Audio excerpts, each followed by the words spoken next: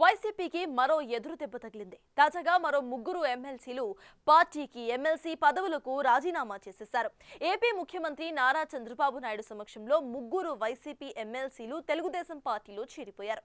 ఇంతకాలం చేరికలపై ఆచితూచి అడుగులు వేసిన చంద్రబాబు సడన్ గా దూకుడు పెంచడం వెనుక లెక్కలేంటి?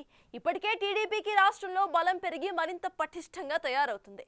రేపు నియోజకవర్గాల పునర్విభజనతో రాష్ట్రంలో సెగ్మెంట్లు పెరిగినా టీడీపీలో అవసరమైన దానికంటే ఎక్కువ మందే నాయకులు ఉన్నారు. మరి కొత్తగా టీడీపీ అధినేత వైసీపీ నేతలకు ఇచ్చిన చేరికలకు డోళ్లు తెరవటం వెనుక ఆ వ్యూహం ఏంటి?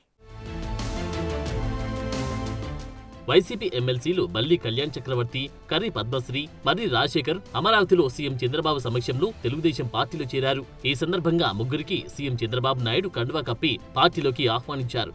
ఈ ముగ్గురు ఎమ్మెల్సీలు ఇప్పటికీ వైసీపీతో పాటు అనుభవిస్తున్న ఎమ్మెల్సీ పదవులకు సైతం రాజీనామా చేశారు. కానీ వీరి ఎమ్మెల్సీ రాజీనామాలపై శాసనమండలి చైర్మన్ ఇంకా ఎటువంటి నిర్ణయం తీసుకోలేదు.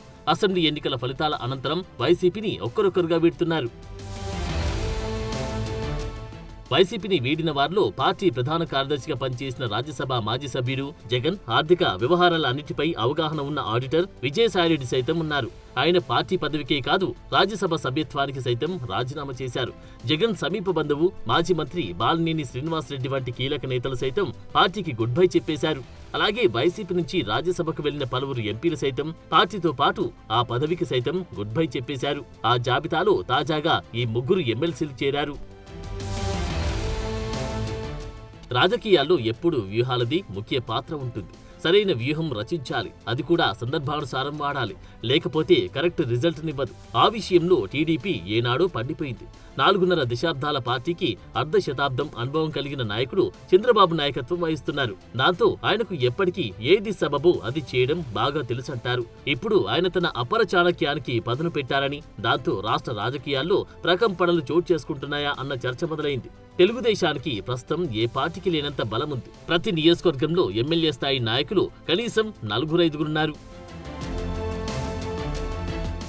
ఇక మరో 50 అసెంబ్లీ సీట్లు పెంచినా కూడా టీడీపీ తమ్ముళ్లకు సర్దడానికి సరిపోదన్న అభిప్రాయం ఉంది. అంతలా కిక్కిరిసిపోయిన పార్టీలోకి వేరే వారిని తీసుకురావడం ఎందుకని, పైగా కొత్త వారిని చేర్చుకుంటే వర్గపోరు మరింతగా పెరుగుతుందని భావిస్తూ చంద్రబాబు చేరికలకు నో చెబుతూ వచ్చారు. ఇంకోవైపు చూస్తే వైసీపీ పరిస్థితి నానాటికి తీసికట్టు అన్నట్లు తయారవుతుంది.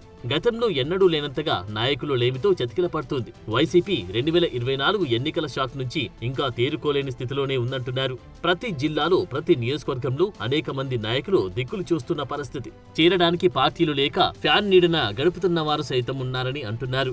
అయితే ఇప్పుడు అలాంటి వారికి ఒక బలమైన సంకేతాన్ని టీడీపీ పంపిందన్న అభిప్రాయం వ్యక్తమవుతోంది.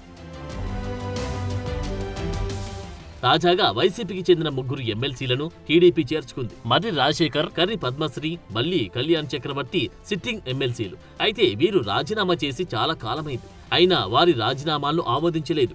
దాంతో విసిగిపోయి వారు టీడీపీ కండువ కప్పుకున్నారు. దీని మీద మర్రి రాజశేఖర్ మాట్లాడుతూ తాము వైసీపీకి తమ ఎమ్మెల్సీ పదవులకు రాజీనామా చేశామని, అయినా ఆమోదించలేదని, దాంతో మండలికి వెళ్లి అక్కడే తేల్చుకుంటామని అంటున్నారు. మమ్మల్ని డిస్క్వాలిఫై చేసినా, రాజీనామా ఆమోదించినా ఓకే అని ఆయన చెప్పేశారు. మిగిలిన ఎమ్మెల్సీలు అదే విధంగా మాట్లాడుతూ బాబు పాలన సూపర్ అని, అందుకే టీడీపీలో చేరామని చెప్పారు.